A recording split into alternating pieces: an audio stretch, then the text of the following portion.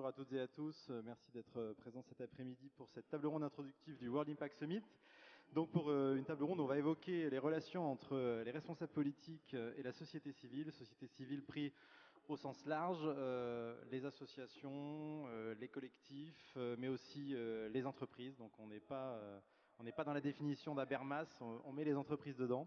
On pourra en discuter si vous le voulez, mais bon, on va essayer d'avancer sur cette idée que les clubs d'entrepreneurs, les associations, les collectifs sont en mesure d'agir avec les responsables politiques, avec sans doute du rapport de force, mais aussi avec des coopérations. Et voilà, l'idée de cette table ronde, c'est d'évoquer, on va dire, l'alternative où l'enjeu de d'abord peut-être est dans un rapport de force et ensuite dans une démarche de coopération et de collaboration avec les acteurs politiques. Et pour cela, donc, je vais vous présenter nos 5 intervenantes et intervenants qui nous ont fait le plaisir d'accepter de débattre ensemble et avec vous. Je vais commencer par Maxime de Rostelan, qui est le fondateur de Ferme d'Avenir et de La Bascule, qui est un nouveau réseau dont on attend beaucoup et on attend qu'il nous explique un peu ce qu'est La Bascule. Mathieu Orphelin, député du Maine-et-Loire, il nous en dira sans doute un peu plus, mais c'est l'ancien porte-parole de la fondation Nicolas Hulot pour la nature et l'homme. Donc il a, on va dire, les deux casquettes, ou en tout cas dans ses différentes vies, il a connu à la fois le côté associatif et maintenant le côté politique. Donc son point de vue va être très intéressant et c'est le responsable politique qui est là aujourd'hui, donc on le remercie beaucoup. Vanda Laurent, qui est la présidente du réseau Elle Connect, bien connue des Bordelaises, des Bordelais aussi, mais on va dire plutôt des Bordelaises dans la mesure, elle va nous l'expliquer, mais c'est un réseau qui rassemble 2800 femmes sur la métropole bordelaise, qui travaillent sur la question de l'emploi, qui travaillent sur les questions d'environnement, les questions d'économie sociale et solidaire, et qui est par ailleurs ancienne élue de la ville de Bordeaux, elle nous en dira un peu plus. Pierre Minaudier, qui est le président du Centre des jeunes dirigeants, bien connu sous le sigle CJD. Souvent, les sigles sont pas connus, mais le vôtre est peut-être plus connu que son déroulé. Merci beaucoup d'être là. Donc, un réseau d'entrepreneurs bien connus qui rassemble des entrepreneurs qui sont très engagés sur les questions sociales. Donc, vous allez nous donner, vous nous expliquer ce qu'est le CJD et vos relations avec les décideurs politiques. Et enfin, Noélie Coudurier, donc de Oxfam France. Noélie est responsable de campagne climat et sécurité alimentaire, des tout petits enjeux, et notamment très active sur la fameuse démarche l'affaire du siècle. Donc elle va nous en dire bien sûr un peu plus. Et évidemment, quand on attaque l'État, la relation avec les responsables politiques est évidemment posée. Donc votre point de vue va être très intéressant aussi. L'idée c'est qu'on termine à 17h et qu'on se laisse au moins un quart d'heure de temps de questions-réponses avec vous. Néanmoins, si vous bouillez et si dans les discussions vous avez envie de poser des questions, n'hésitez pas. Voilà, il faut que ça soit interactif. C'est l'enjeu qu'on échange avec vous. Je vais tout de suite commencer par Mathieu Orphelin avec une première question. En tant qu'ancien porte-parole donc de la Fondation Nicolas Hulot, oui, j'ai oublié de le dire, vous avez été ancien vice-président du Conseil régional des Pays de la Loire et désormais député.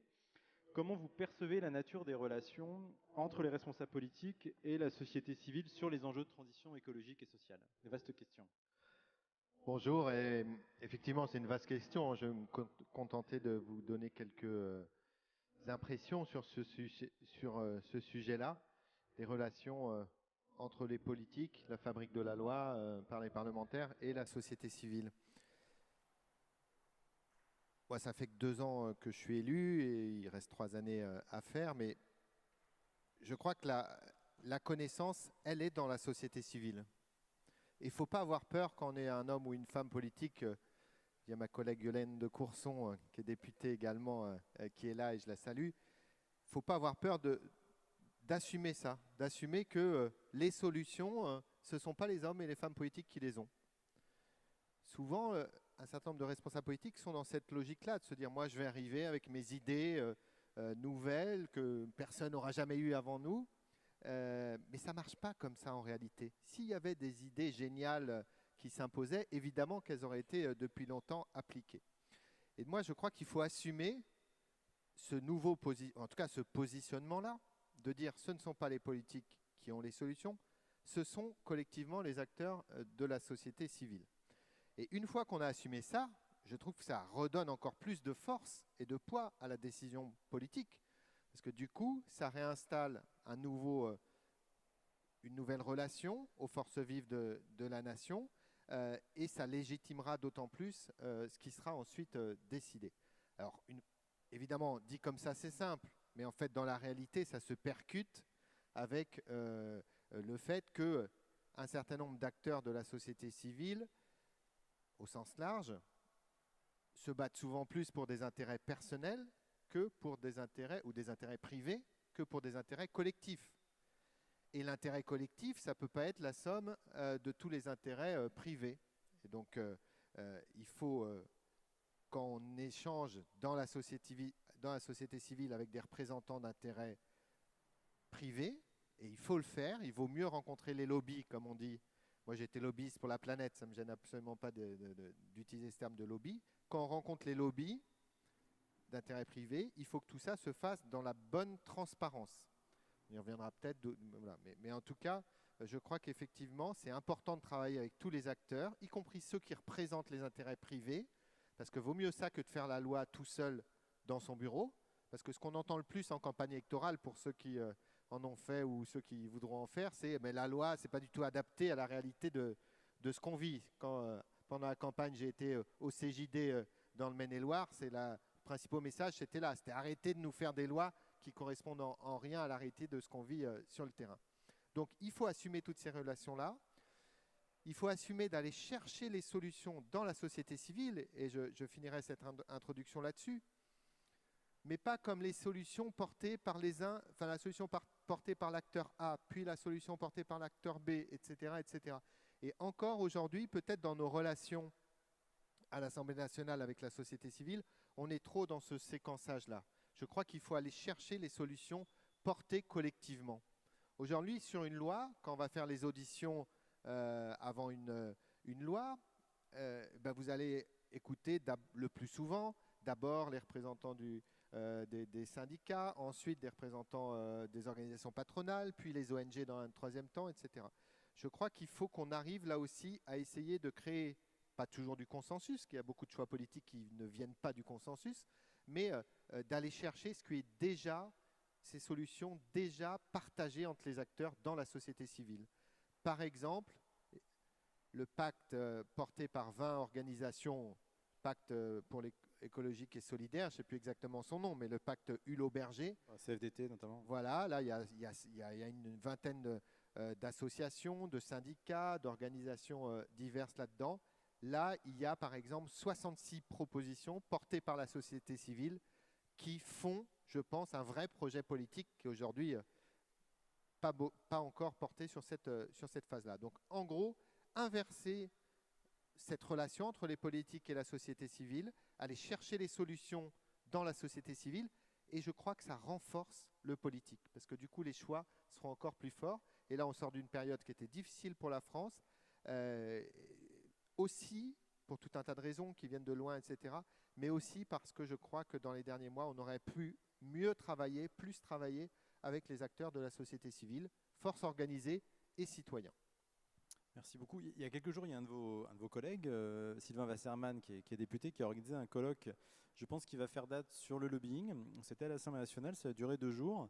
Et pour le coup, moi, pour suivre ces questions de lobbying citoyen depuis des années, je trouve que ce colloque a vraiment posé les choses. Il y avait des représentants notamment des Amis de la Terre, de Transparency International, de représentants de fédérations professionnelles aussi. Et il y avait l'idée que justement il fallait que désormais on soit un peu plus adulte en France sur la relation, ce que vous disiez, entre décideurs et société civile, et que ce soit plus transparent et que les associations puissent avoir exactement le même accès que les entreprises aux parlementaires et aux décideurs, et que ça se fasse dans plus de transparence. Donc là, j'ai l'impression, pour aller dans votre sens, qu'on est beaucoup plus adulte, et on a, enfin, de la part des responsables politiques, il y a moins cette hypocrisie, parce qu'à l'époque, on disait non, il n'y a pas de lobbying en France. Oui, alors, donc, ça reste une question très compliquée. Moi, je milite beaucoup pour faire ce qu'on a appelé l'agenda ouvert, c'est-à-dire la transparence des relations avec les lobbies. Chaque mois, vous allez sur mon site, vous allez pouvoir tous les acteurs que j'ai rencontrés et savoir, par exemple, que j'ai rencontré 5 fois cette année la FNSEA, parce qu'effectivement, je rencontre beaucoup la FNSEA et je l'ai encore plus pour un écolo, hein, ça ne me pose pas de problème. Mais effectivement, c'est important de mieux mesurer qu'aujourd'hui l'empreinte législative des lobbies. Parce que bien sûr, il y a tout un tas de lobbies qui sont assez exemplaires, y compris des lobbies d'intérêt privé, mais il y en a aussi tout un tas qui ont des méthodes absolument inacceptables. Vous l'avez vu encore récemment avec le mapping des députés par Bayer Monsanto. Moi, j'ai vu sur la loi agriculture et alimentation comment les firmes pharmaceutiques avaient fait pression sur tout un tas de gens pour que les amendements que je portais sur la fin des pesticides tueurs d'abeilles 4e génération, j'ai vu comment le fabricant de sulfoxaflor, on avait révélé à l'époque le mail de pression qu'il avait envoyé aux uns et aux autres. Donc il faut assumer ses rendez-vous, il faut que tout le monde se mette dans des bonnes pratiques et il faut effectivement, je crois, plus de transparence.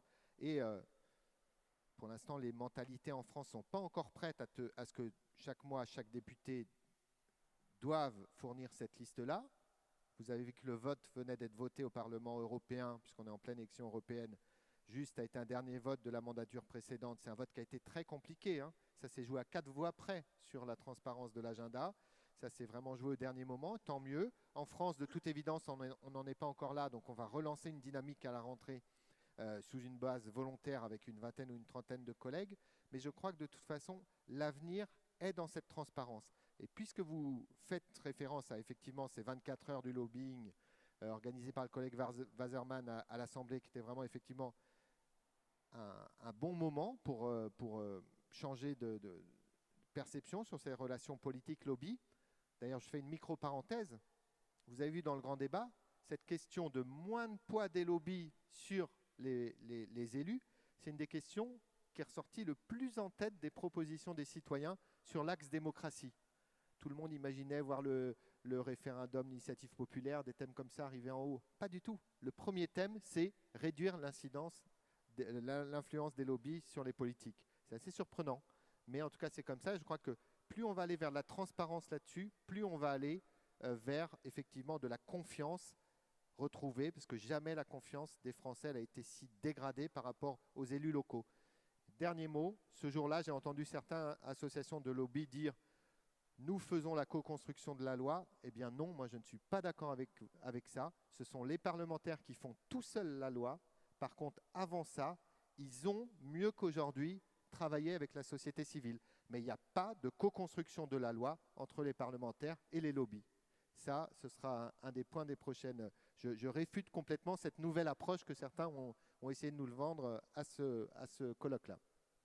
Merci beaucoup. Du coup, Noélie, je serais intéressé d'avoir votre point de vue, votre réaction par rapport à ce qu'il dit Mathieu Orphelin, et vous, la relation qu'Oxfam France entretient avec les responsables politiques. Donc, on sait bien qu'Oxfam est une ONG phare dans le monde pour ses campagnes de plaidoyer sur un ensemble de sujets socio-environnementaux. Vous, en France, comment ça se passe, et notamment avec l'affaire du siècle, s'il vous plaît?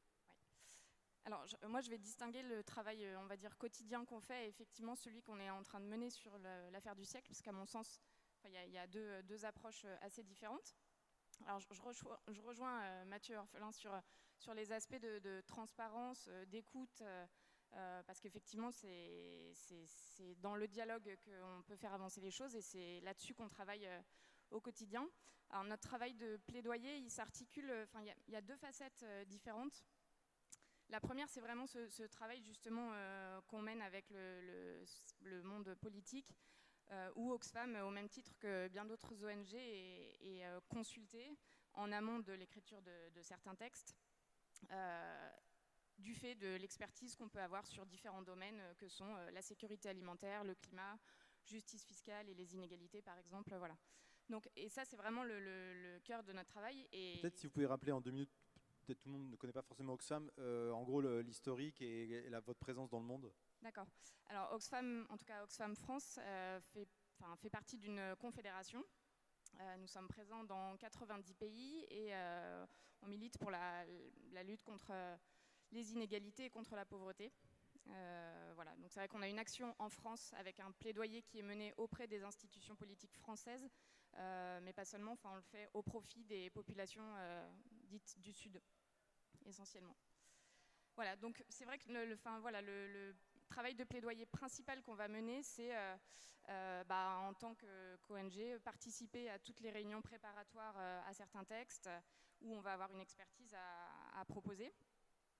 Charge ensuite,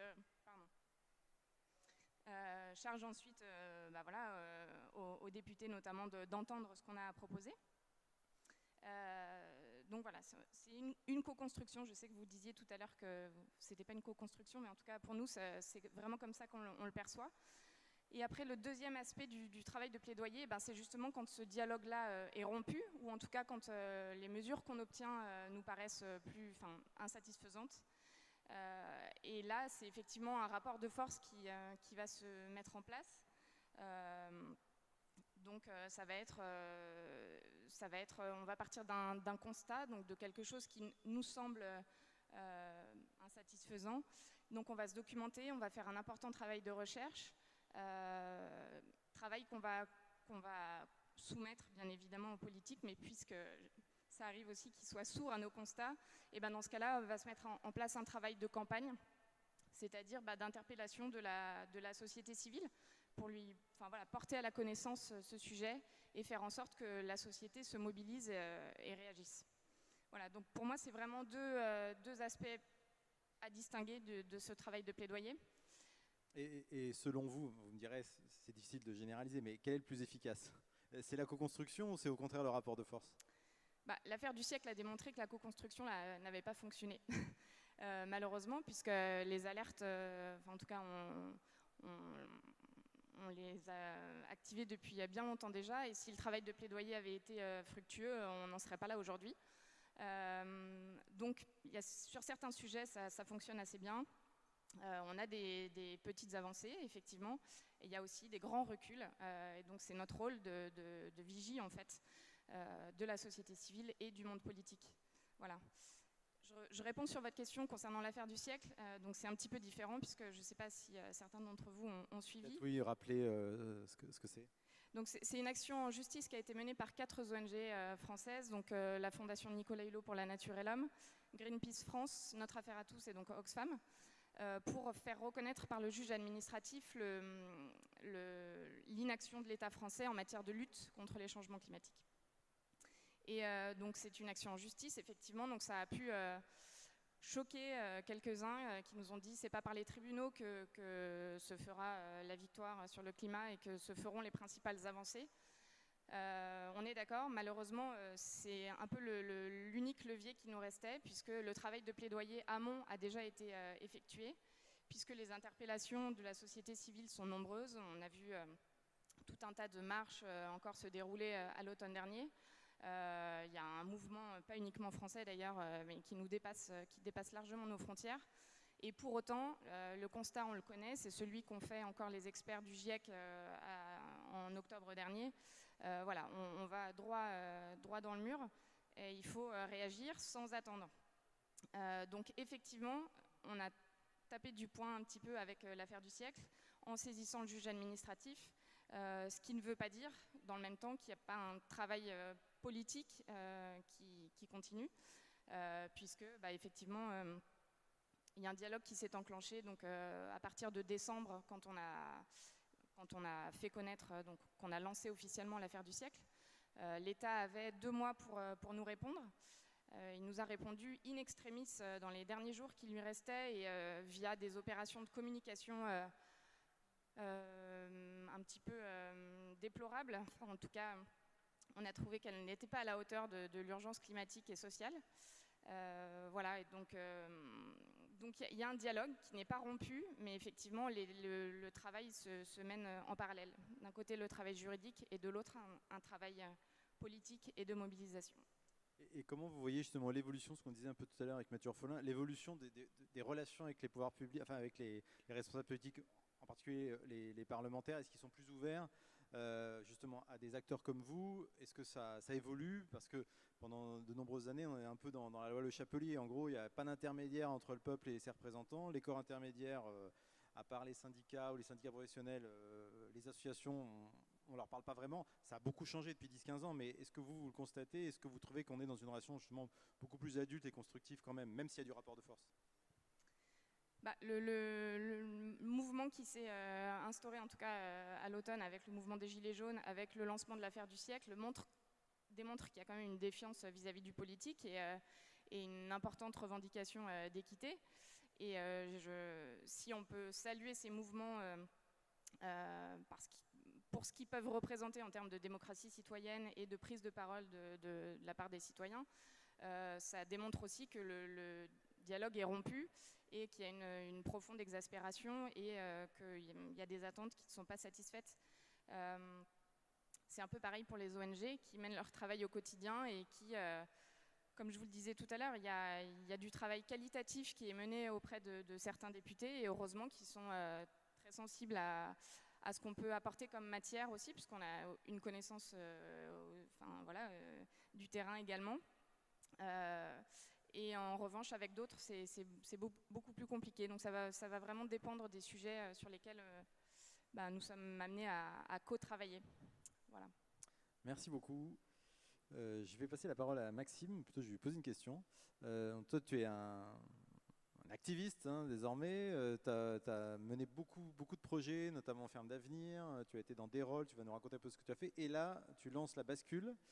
Toi, justement, est-ce que tu crois encore aux politiques? Est-ce que tu penses qu'on a besoin des politiques? Et quelle est la relation que tu veux entretenir avec eux, avec la bascule? Merci. On a besoin de la politique, ça c'est sûr. Hein. Je pense que les projets qu'on mène sont tous politiques, hein, que ce soit un collectif de citoyens, une ONG, une entreprise. Et aujourd'hui, les politiques sont censés être nos représentants. Et donc, je pense qu'aujourd'hui, la défiance dont on parlait vient du fait qu'on remarque qu'on est très peu représenté. Finalement, à l'Assemblée nationale, il n'y a pas la catégorie des CSP françaises dans l'hémicycle. Je vous invite d'ailleurs à regarder un truc, je suis désolé, je viens d'en parler à Mathieu Orphelin, c'est du documentaire sur Netflix sur Alexandra Ocasio-Cortez. Voilà, préparez des mouchoirs à la fin parce qu'on pleure. Mais rappelez qui c'est, peut-être c'est une députée américaine. Ocasio-Cortez qui a remporté, qui a été élue au Congrès sous l'étiquette démocrate et qui a provoqué, grâce à des citoyens qui se sont engagés, qui sont allés chercher des candidats potentiels, dont elle, et qui ont dit on va provoquer des démocrates dans les circonscriptions où c'est des vieux dinosaures du Parti démocrate. Et contre toute attente, elle a réussi à rafler la place. C'est juste génial. Et donc, son cheval de bataille, c'était de dire moi, je suis du Bronx, j'ai grandi là, elle n'a pas d'enfants, mais mes enfants seront là, alors que le député sortant, il habitait en Virginie, ses enfants n'avaient jamais été dans une école dans le Bronx, etc. Donc, ça montre vraiment la déconnexion. Donc, on a besoin de la politique. Je suis complètement d'accord. Aujourd'hui, les politiques ne nous représentent pas, en tout cas la majorité d'entre eux, et il y en a beaucoup avec lesquels on arrive à parler. Hein. Moi, j'ai fait du lobbying d'intérêt général pour l'agriculture dans le cadre de la loi pour les états généraux de l'alimentation, et clairement, il y a des députés avec lesquels on arrive à parler. Moi, j'ai poussé 11 amendements. Je vais expliquer pourquoi j'arrive à créer la bascule. Dans le cadre de Ferme d'Avenir, on avait fait un plaidoyer. Tu peux rappeler ce qu'est Ferme d'Avenir? Ferme d'Avenir, c'est une association que j'ai montée il y a 5 ans, à la base en créant une ferme, puis en disant en fait je ne vais pas changer le monde depuis ma ferme. Donc on a commencé à faire de la formation, puis du financement, puis on a créé d'autres fermes. Donc maintenant il y a une dizaine de fermes dans Ferme d'Avenir, il y a 27 salariés. Et un des aspects qu'on a développé, c'est le lobbying dont je me suis emparé.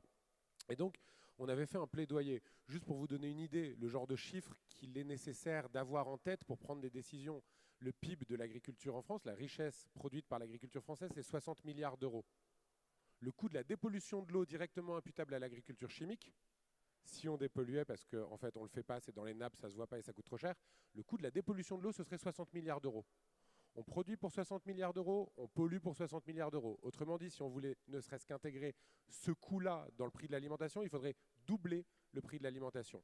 Donc on sort ce plaidoyer, et puis à l'issue de ce plaidoyer, on dit bon, c'est un peu imbitable, c'est illisible, trouvons des propositions concrètes à porter auprès des politiques. Donc on fait une pétition avec 10 propositions, signée par 70 000 personnes. Le président Macron, alors qu'il n'était qu'en campagne, à la campagne, puisque c'était à la ferme, il est venu sur notre ferme, on lui remet ses propositions, il en prend 3 pour les mettre dans son programme, donc on est ravis. Et puis après ça se décline, bon, elles n'ont pas encore été appliquées, hein, je vous rassure, mais a priori c'est en cours. Ou pas. Ou pas, je vous rassure ou pas, mais en tout cas bon, c'est en cours. Et en gros, dans le cadre de la loi pour les états généraux de l'alimentation, on a poussé 11 amendements. Sur les 11, certains ont été soutenus, dont par Mathieu, hein.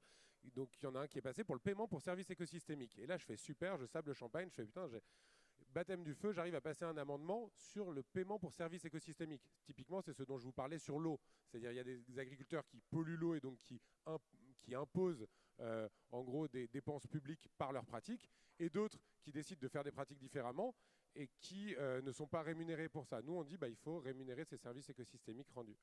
Et donc on est tout content, on fait passer cet amendement, et là, il se fait retoquer par 9 personnes qui ne sont pas élues, qu'on appelle des sages, le Conseil constitutionnel. Donc je dis, c'est fou, on fait tout le boulot auprès des parlementaires, et ça n'a pas été de tourpeau, parce que l'exécutif, par l'intermédiaire de M. Travers, qui à l'époque était ministre, a essayé de s'aborder l'amendement qu'on portait, et on a réussi, grâce à des parlementaires qui ont poussé, à faire passer cet amendement. Et là, il y a un cheval de Troie de l'exécutif au sein du législatif qui s'appelle le Conseil constitutionnel, qui a été saisi et qui dit non, en fait, ces amendements, en fait, on les veut pas, on n'en veut pas. Alors ils peuvent dire oui, c'est parce qu'il y a des problèmes de constitutionnalité, etc. Pour chacun des 23 articles qu'ils ont censurés, on en a trouvé au moins 2 qu'ils n'avaient pas censurés, qui présentaient les mêmes biais par rapport à la loi. Donc du coup, c'est vraiment fallacieux. Bref, donc là, moi, je me dis, bon, c'est pas possible, je jette l'éponge. Si on arrive, si les institutions ne sont pas à même de préserver le bien commun, l'intérêt général et le bon sens finalement, puisque c'est la prérogative des parlementaires que d'écrire la loi justement. Et donc ils l'écrivent, c'est s'aborder, donc je dis c'est pas possible, donc il faut créer un truc plus fort pour faire basculer les institutions du bon côté. Et donc c'est à la faveur d'une conférence à Toulouse en février où je suis devant un amphi avec je sais pas, quelques centaines d'ingénieurs et je dis est-ce que vous voulez pas qu'on monte un mouvement de lobby citoyen ? Et on y va, quoi. Hein. Il y a plein d'étudiants qui font la grève de l'école, donc ils se privent du lycée, du savoir, du collège, etc. Vous êtes étudiant en fin d'études d'ingénieur. Pourquoi vous allez bosser, faire un stage dans une boîte dans laquelle vous ne croyez pas, qui fait absolument aucun cas du dérèglement climatique? Ne faites pas ça, quoi. Et je dis qui est chaud? Et là, tout l'amphi lève le bras. Je fais mais c'est pas possible, c'est trop cool. Vous êtes 500. On peut peut-être demander à nos amis qui sont là. Qui serait chaud pour faire un mouvement de lobby citoyen? Bon bah super, tu vois, on va se recycler dans un truc. On peut être 200 de plus alors, c'est bon. Et donc du coup, il y en a une quinzaine qui d'emblée a dit ok, moi je fais pas mon stage, moi je ne vais pas aller dans le boulot qu'on me propose. On te suit. Et donc on a monté ce truc-là, on a fait une petite vidéo qui a buzzé sur Internet. Il y a eu 800 candidatures de gens qui disent ouais, moi aussi j'ai 6 mois à donner, je viens. Et donc du coup on s'est retrouvé avec 800 candidatures, on a dû trier et puis on s'est retrouvé à dire il faut les loger. Donc on a trouvé une vieille polyclinique désaffectée à Pontivy qu'on nous a prêté en mode vraiment post-effondrement, plus un truc de cuivre, plus d'électricité, plus rien. Il manquait plein de vitres. Il y a Benjamin qui est venu pour l'inauguration du truc. Et donc ils sont installés là à Pontivy, on est en mode autonomie totale, on a planté des patates, on va chez des maraîchers pour se nourrir. C'est en Normandie ou je dis une bêtise? Pontivy, tu dis une bêtise, c'est en centre-Bretagne. Mais vous essayez de mettre un point le plus loin possible de la mer en Bretagne, c'est pas loin. Et donc c'est quoi l'objectif de la bascule? C'est justement de faire basculer le système dans le bon sens et inverser le rapport de force. Et en fait, ce qui est super, c'est que on voit que chaque secteur travaille et essaye de tisser. Excuse-moi, du coup, ils sont combien à Pontivy? Donc là, il y a 60 personnes qui ne sont pas que des étudiants. On a la moitié des étudiants, la moitié, c'est des jeunes diplômés qui, juste, n'ont pas trouvé dans les offres d'emploi qu'on leur proposait quelque chose qui les bottait. Et un quart, c'est des gens qui sont plutôt seniors et qui ont perdu le sens de leur boulot et qui disent allez, je viens. Et du coup les 800 sur les 800 alors il y en a plusieurs qui ont décidé de monter des cellules locales. Là il y a Nanterre Bascule et Périgueux Bascule, il y a Bordeaux Bascule qui doit être dans les parages aussi. Et donc du coup on a voulu faire quelque chose faut pas refaire les mêmes erreurs, c'est-à-dire qu'on a voulu faire un truc vraiment gouvernance partagée. Donc on a pris 3 semaines, voire un mois, donc c'est un peu dur pour un entrepreneur un peu bourrin que je peux être, de se dire bon on va se mettre à 60 et on va définir la stratégie tous ensemble. Pour moi c'est genre lunaire. Ça fonctionne. C'est pas hyper simple, c'est pas de tourpeau. Moi je m'endors pas serein tous les soirs, mais au moins maintenant le socle est solide et la feuille de route qu'on propose a une forme de robustesse qui est incarnée par les 60 personnes qui vont porter la bascule. C'est quoi les objectifs qu'on se fixe? Donc du coup, en gros, c'est de faire de la reliance. Faire de la reliance parce qu'on pense, moi je suis convaincu qu'on y arrivera tous ensemble ou on se plantera collectivement.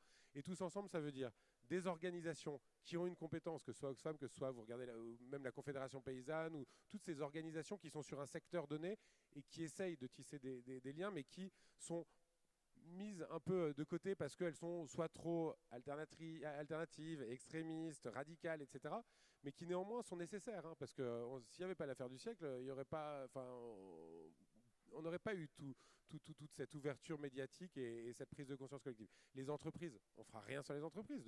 C'est elles qui produisent ce dont on a besoin aujourd'hui. Alors peut-être qu'il faut redéfinir ce dont on a besoin et c'est avec elles qu'il faut travailler là-dessus et savoir est-ce que c'est vraiment très important de développer des robots pour désherber alors que en fait on est en train de détruire des emplois dans l'agriculture. Enfin, bon, en tout cas ça c'est des sujets qu'il faut avoir.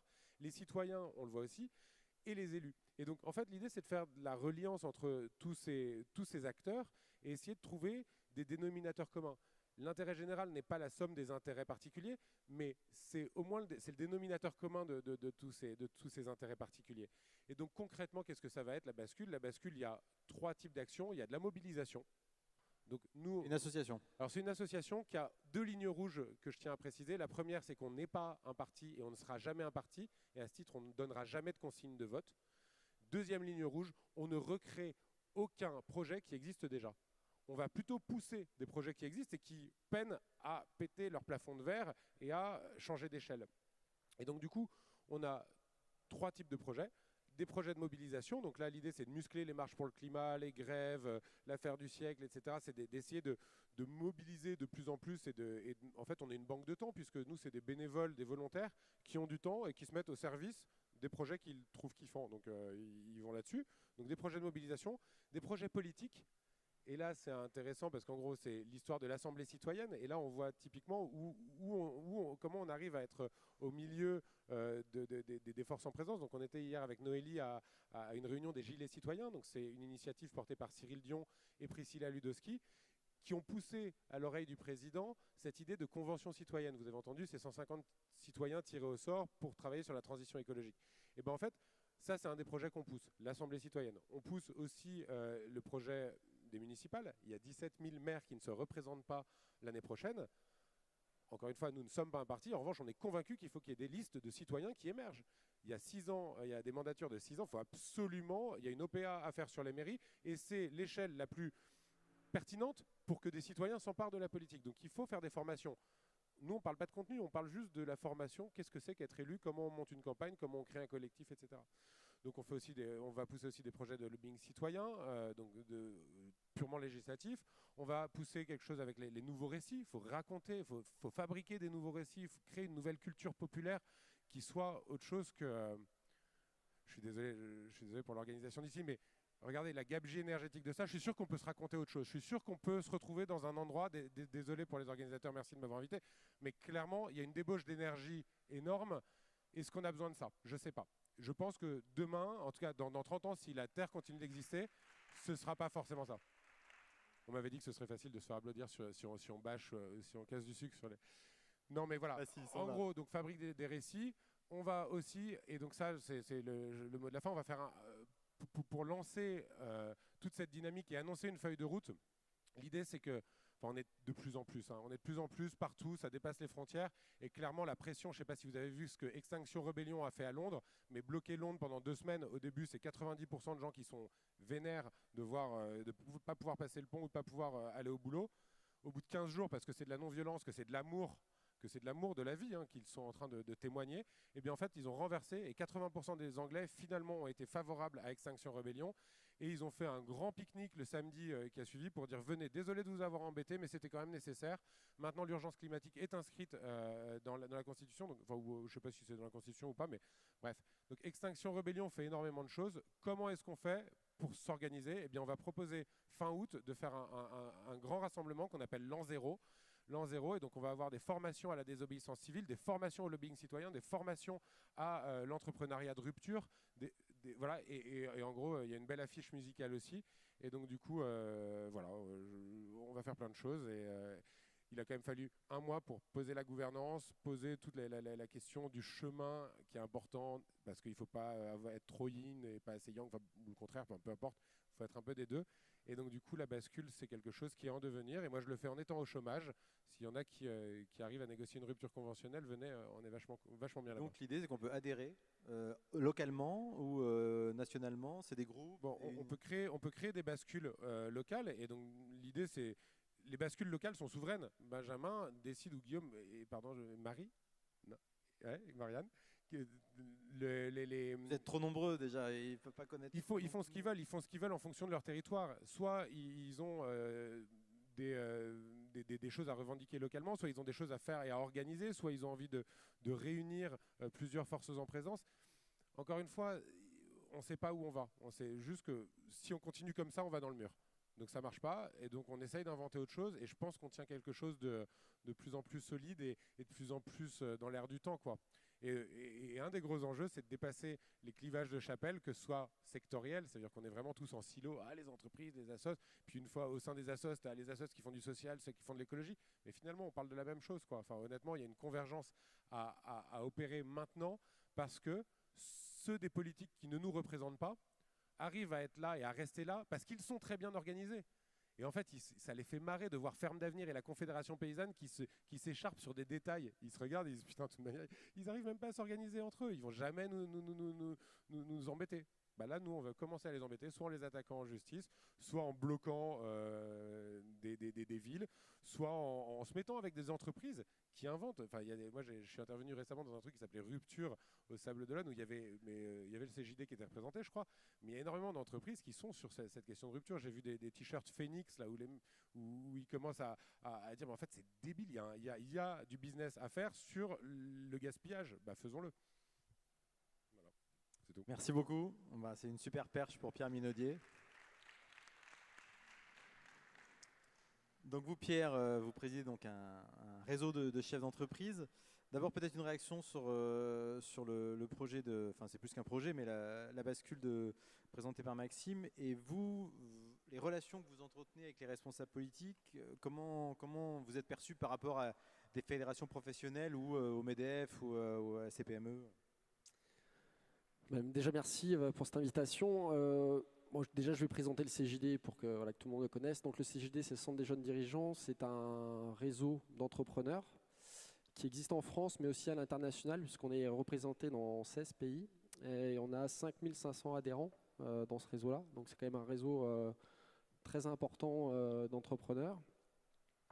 On va dire que nous, notre mission, on a deux grandes missions, hein. Notre baseline, c'est mettre l'économie au service de l'homme et pas l'inverse. Donc c'est vraiment, on travaille pour l'humain et je dirais plus largement pour la vie, parce que c'est vraiment notre credo. Donc on fait, effectivement, on travaille dans le monde économique, mais vraiment notre mission, c'est de remettre que l'homme est bien au centre de l'échiquier, mais l'homme au sens large, la vie au sens large. Donc c'est vraiment ça.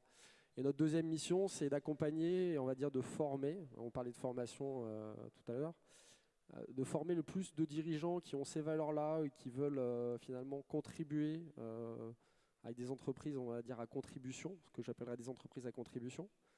Entreprise à mission, ça vous plaît pas ? Entreprise à mission, entreprise à contribution, et qui sont vraiment dans ce modèle-là. C'est-à-dire que, on va dire que le capitalisme des 2 siècles qui vient de s'écouler est mort. Donc il faut trouver le nouveau logiciel économique, il faut trouver le nouveau logiciel politique. Et je pense que les chocs qu'on voit dans la société actuellement sont la représentation finalement de cette rupture qui arrive.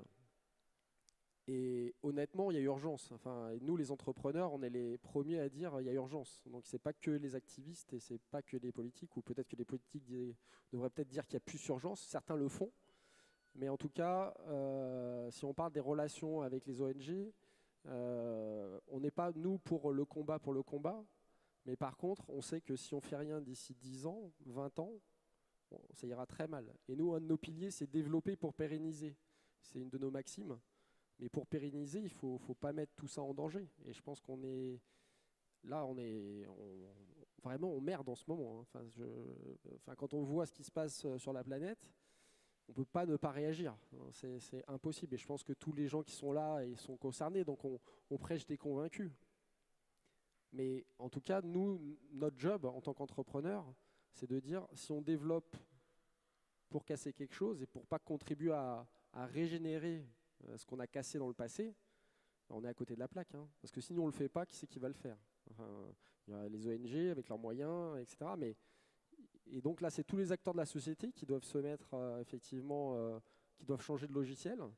Et je dirais, par rapport aux politiques, nous, on a des relations avec les politiques qui sont plutôt bonnes parce qu'on est des gentils bisounours. Nous, on n'est pas, voilà, on n'est pas des méchants, mais on peut être méchant si on fait des conneries. Et nos relations avec les politiques... Récemment, est-ce que vous avez eu des rapports de force avec des parlementaires ou des Ouais, ministères? j'ai pris position notamment par rapport à un sénateur qui disait que par exemple les entrepreneurs étaient pas là pour accompagner le développement humain et que c'était des bisounours et des philosophes. Mais heureusement qu'on est des philosophes parce qu'on est humains et citoyens avant tout. Et si on est là que pour faire en gros du pognon, excusez-moi d'être un peu cash, mais c'est pas le but de nos vies, hein.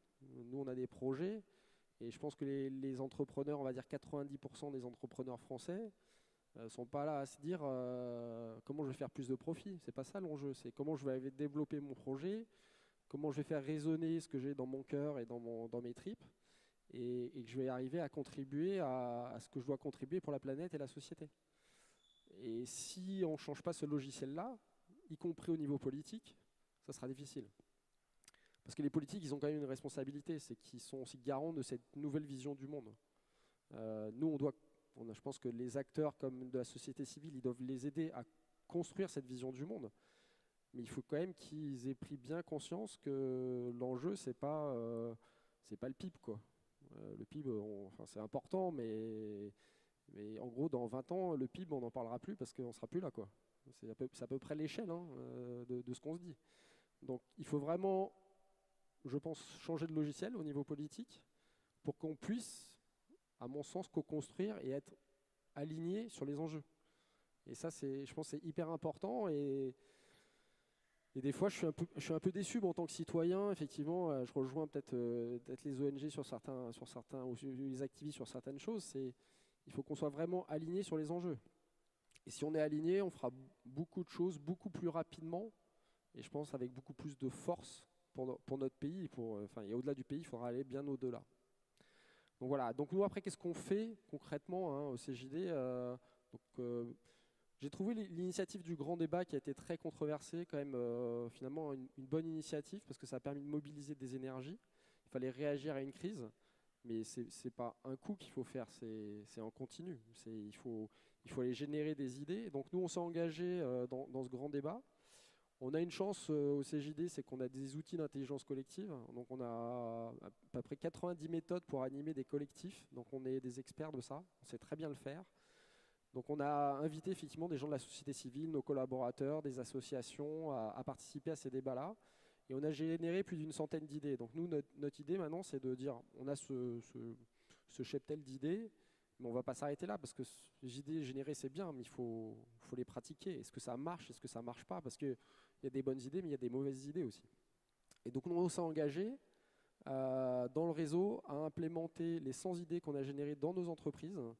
Et on fera un congrès en 2020 à Toulouse où j'inviterai tous les gens qui veulent contribuer à ça.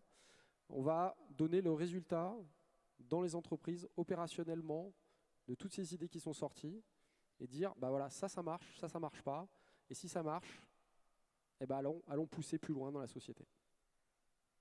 Et alors, justement, on en parlait tout à l'heure, on parlait de lobbying, et c'est vrai qu'on a un peu des stéréotypes, comme quoi les entreprises font forcément du lobbying que dans leurs intérêts. Vous faites du lobbying, pour le coup, vous ne représentez pas un secteur, ni la chimie, ni l'agroalimentaire. Vous êtes donc des chefs d'entreprise sur plein de secteurs. Comment vous faites du lobbying? Comment vous êtes perçu par les responsables politiques? Alors c'est marrant d'en discuter tout à l'heure.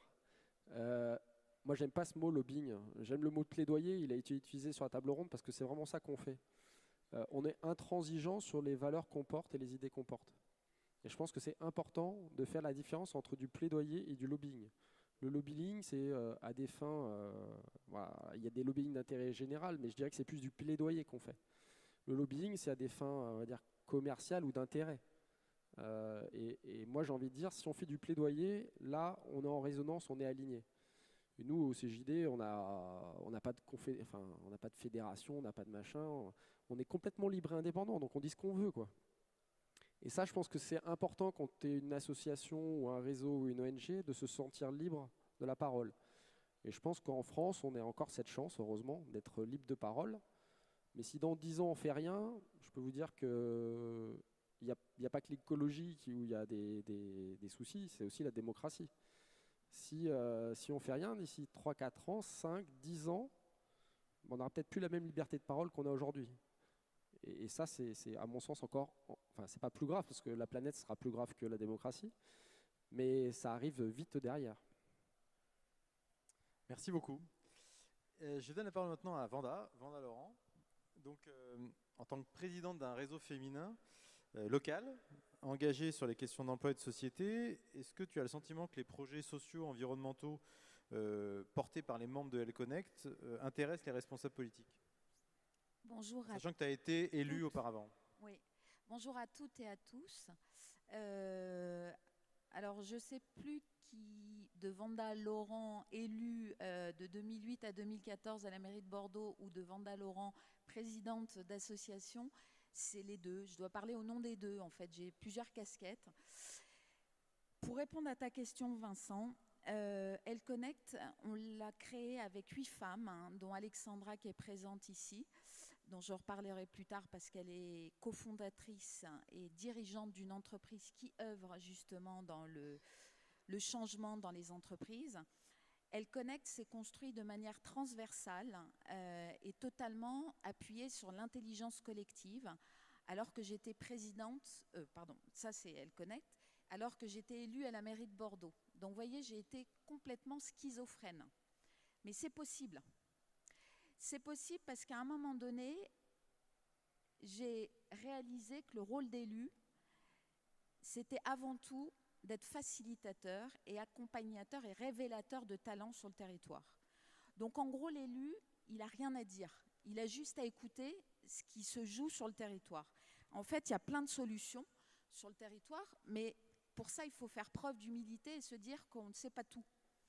Et qu'au contraire, comme Socrate le dit très justement, tout ce que je sais, c'est que je ne sais rien. Et donc du coup, moi, ça a été ma posture, et c'est vrai que mon rôle d'élu m'a permis, parce que je ne vais pas cracher sur le rôle d'élu, m'a permis d'ouvrir des réseaux et d'avoir accès à des décideurs, parce qu'à un moment donné, il faut quand même toucher ces gens-là. Et en même temps, c'est mon action auprès d'L-Connect, c'est la construction d'L-Connect qui a nourri mon rôle d'élu. Donc vous voyez, c'est vraiment les deux, c'est arrivé dans les deux sens. Donc l'un peut nourrir l'autre, et il n'y a pas de schizophrénie, contrairement à ce que je viens de vous dire il y a 5 minutes. J'ai le sentiment qu'on peut mener de front les deux. Peut-être que je me suis plantée, mais j'ai le sentiment que c'est possible. Et encore une fois, c'est une nouvelle posture où là, je te rejoins, Maxime. Ça veut dire qu'il faut des gens citoyens, des gens de terrain dans la vie politique. Et c'est vrai que moi, c'était ma posture, puisque je suis arrivée par hasard dans la politique et je suis repartie par hasard. Donc, c'est un pur hasard. Mais j'étais là quand même. Donc, c'est un hasard qui a duré 6 ans. Et finalement, j'ai construit des choses avec des acteurs terrain. Et tu étais en charge du développement économique et numérique, c'est ça? Voilà, c'est ça. Et là, à partir de ce moment-là, on a mis en place pas mal de choses. Hein, tout simplement, l'ouverture des marchés publics aux petites et moyennes entreprises. Libérer la création d'entreprises dans les quartiers, parce qu'en fait, quand on crée son entreprise, ce qui est très compliqué, c'est d'avoir accès au réseau. Toujours ce réseau, hein, on le fuit, mais en même temps, on en a besoin. Et donc, aller dans les quartiers, clairement, apporter le réseau d'entreprises et dire, voilà, maintenant, vous avez de l'or entre les mains, vous avez accès aux décideurs, faites. Donc, il y a des choses qui sont possibles à faire à condition qu'on reste connecté et à l'écoute du terrain. Ce que je vous dis, enfin, pour moi, ça a été un fil conducteur, c'est vraiment avoir l'oreille à l'écoute de tout ce qui se joue sur le terrain. En fait, il se joue énormément de choses. Donc, pour revenir à L-Connect, L-Connect, c'est un incubateur d'idées, de projets pour les femmes. Pourquoi pour les femmes? Parce que la précarité dans la famille commence par la précarité des femmes. Le dernier garant d'une famille, c'est la femme. Donc si elle n'a pas d'autonomie financière, si elle n'arrive pas à vivre de son travail, c'est toute la famille qui est impactée. Pourquoi je dis ça? Parce qu'il y a de plus en plus de femmes, enfin de familles qui sont séparées, des femmes divorcées, qui se retrouvent à la tête de famille, d'enfants. Et donc du coup, c'est important aussi de redire que l'entrepreneuriat, c'est pas juste, ou l'entreprise, c'est pas juste pour faire du profit, c'est juste pour faire vivre soi ou sa famille. Donc avant tout, c'était une chose aussi de libérer la créativité chez les femmes, oser entreprendre dans n'importe quel domaine. Encore une fois, nous, on n'est pas des spécialistes, on n'est pas des clubs d'entreprise. On est avant tout, je vous dis, un hub, un lab où on vient tester des idées en toute bienveillance, parce que personne autour de la table ne sait mieux que la personne qui porte son projet si ça va marcher ou pas. Nous, on est juste là pour offrir le cadre de bienveillance en disant « vas-y, teste, tu verras bien ». Et contrairement à ce que tout le monde dit, l'échec est au contraire est super motivant et je trouve plus mes mots. Voilà. Et donc permet de rebondir. Voilà, permet de rebondir. Donc voilà, elle connecte. Donc pour revenir à ta question, toujours rester focus sur l'objectif. Je pense que c'est possible de faire les deux. Après, je pense que les élus peuvent faire beaucoup plus que juste révéler les talents. Je pense qu'ils peuvent aussi s'intéresser de manière avec le cœur et pas seulement avec un intérêt politique. C'est-à-dire que, en fait, les citoyens sont avant tout des hommes aimables. Et c'est pour ça, moi, ce que j'ai découvert en politique, c'est qu'à un moment donné, quand vous mettez un bulletin dans l'urne, il faut qu'il y ait un acte d'amour, parce que finalement, on est plusieurs à candidater. Et pourquoi c'est lui et pas l'autre? Il y a quelque chose de l'ordre de l'affectif et du cœur, et qu'on oublie souvent derrière des grandes idées de changement qui sont finalement assez extérieures au quotidien des gens. À partir du moment où vous parlez cœur, vous parlez intérêt, vous parlez écoute bienveillante, là vous touchez les gens. Et je pense qu'il faut retrouver la voix du cœur en politique. Et donc dire, oui, je vous ai compris, mais j'ai envie de vous aimer comme vous manifestez votre amour à travers votre vote. Je vais loin, hein, c'est provocateur, hein, mais je pense qu'on n'est pas si loin si on analyse de manière psychiatrique ce qui se passe ou psychanalytique ce qui se passe dans la relation de l'élu avec le citoyen. Il y a quelque chose de l'ordre du... On s'est choisi, quoi. On s'est choisi. Voilà, donc ça c'est pour revenir à la politique. Je suis partie là, hein. Donc voilà, il y a plein de choses qui me viennent à l'esprit. Je ne suis pas forcément dans le sujet. Mais et coup, voilà, j'avais envie de partager ça avec vous. Je vais donner la parole à Mathieu parce qu'il voudrait réagir à ce que tu as dit. Juste avant que Mathieu... Juste, on s'est choisi. Moi, malheureusement, j'ai jamais choisi la personne qui a été élue. Donc du coup, je passe. Bon, je vous referai le débat au bar sur ce point-là. Quelques réactions, trois points sur ce qu'ont dit les participants à la table ronde. D'abord, je crois qu'un des vrais sujets aujourd'hui, c'est que la société, sur les questions de la transformation, elle est en avance sur les politiques. Ce n'est pas un jugement de valeur mais cet écart, il est très grand. Et je crois qu'il y a aussi un enjeu de formation des élus. Formation, je ne sais pas si c'est le bon terme, mais en tout cas, il faut que les élus rattrapent leur retard par rapport à la société. Et sur la transition écologique, notamment, cet écart, il est énorme. Il y a un écart énorme entre l'appréhension qu'ont les hommes et femmes politiques aujourd'hui de la réalité de ce que veut dire les enjeux climatiques et les enjeux de biodiversité, non pas sur le fait que c'est grave, tout le monde a compris que c'est grave. Mais je crois que les responsables politiques, dans leur majeure partie aujourd'hui, n'ont pas compris ce que ça leur impose dans la décision publique, à la fois en termes d'urgence et à la fois en termes de radicalité des solutions. Je crois que là, il y a vraiment un écart fondamental. Quand on écoute le GIEC, quand on écoute les scientifiques de la biodiversité il y a 15 jours, ils nous disent tout se joue maintenant. C'est sur les consommations d'énergie. Je veux bien que les hommes et les femmes politiques ne fassent que se féliciter de ce qui est fait à tous les niveaux, international, national, local, que chacun se dise meilleur que ceux qui ont été avant lui, Moi, ces phrases-là dans la bouche des hommes et des femmes politiques de dire on est les meilleurs, on est les troisièmes, on fait assez, jamais personne n'a fait autant que nous sur ces sujets-là, je crois que ces phrases-là, elles sont d'abord, elle nous empêche d'agir, elle nous empêche de voir la réalité en face, et c'est presque à certains moments une mystification. C'est presque à certains moments un mensonge qui n'est même pas, je crois, volontaire. Est-ce que le rapport du GIEC il a été présenté en plénière à l'Assemblée nationale? La réponse est non. On a chaque année, et tant mieux, les rapports de la Cour des comptes, on se fait engueuler si on n'est pas là ce jour-là, mais évidemment que le rapport sur le 1.5, évidemment que le rapport sur la biodiversité il y a 15 jours, il faut qu'il soit présenté à tous les députés, pas simplement à ceux, avec ma collègue Yolande de Courson, dont je vous parlais tout à l'heure. On est dans la commission du développement durable et de l'aménagement du territoire. Toute notre commission est mobilisée sur ces thèmes-là. Mais ça ne suffit pas. Il faut que tous les députés aient cette conscience-là. Parce que sinon, on n'y arrivera jamais. Vous avez vu la petite vidéo qui avait tourné, un député qui disait « Non, j'ai pas lu le rapport du GIEC, il y a les collègues de la DDAT, enfin de la direction de la commission développement durable pour ça. » Ça montre bien que ça ne peut pas marcher tant qu'on est comme ça. Donc, que les politiques rattrapent leur retard, que les politiques comprennent et comprennent cette radicalité et cette urgence. Maintenant, on aime bien taper sur les politiques, je vais un peu du coup renverser et taper aussi sur les initiatives citoyennes. Non, c'est une blague évidemment, mais il faut que les citoyens aillent beaucoup plus loin, il faut que les entreprises aillent plus loin, il faut que les initiatives comme la bascule aillent plus loin.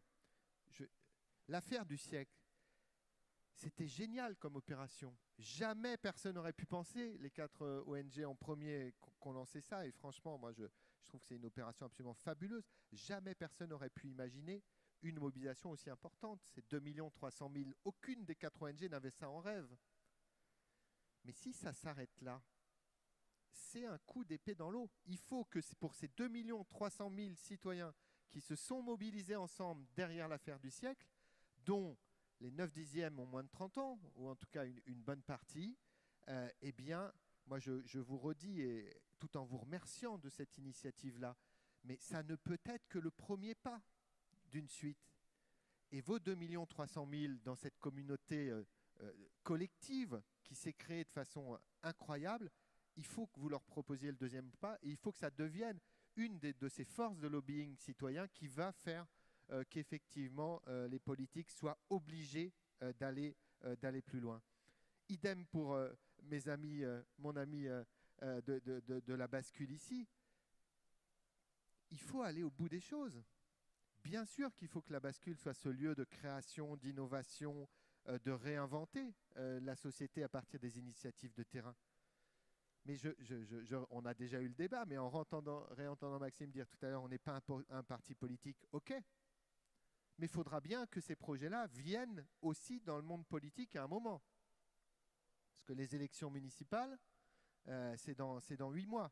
Et donc je crois qu'il y a aussi une responsabilité des citoyens de réinvestir aussi la politique. Et pas que, même si bien sûr par des listes citoyennes, etc., mais pas que. Je crois que vos solutions, vos demandes, il faut qu'elles viennent irriguer l'offre politique, les offres politiques des municipales. Parce que dans les grandes villes, il n'y a pas que les grandes villes, heureusement, mais dans les grandes villes, pas beaucoup de grandes villes où ce sont des listes citoyennes qui vont gagner dans 8 mois. On peut le regretter, mais donc il faut bien que cette formidable force de proposition de la société, elle vienne irriguer aussi l'ensemble des